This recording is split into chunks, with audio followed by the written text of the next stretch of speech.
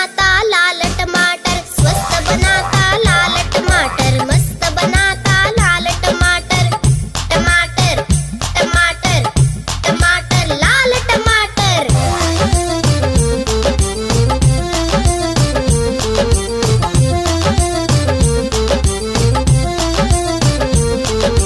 हम खाएंगे लाल टमाटर, बन जाएंगे लाल टमाटर। हम खाएंगे लाल टमाटर, बन जाएंगे लाल टमाटर। टमाटर टमाटर टमाटर लाल टमाटर।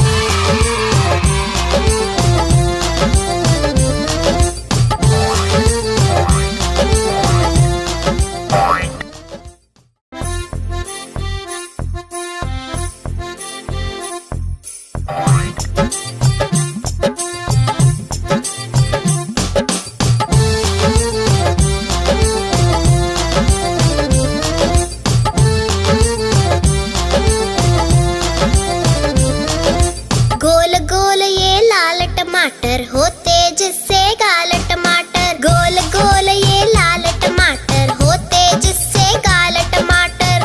टमाटर टमाटर टमाटर लाल टमाटर।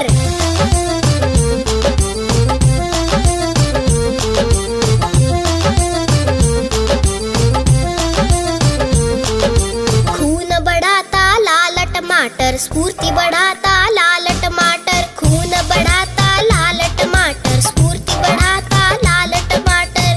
टमाटर टमाटर टमाटर लाल टमाटर।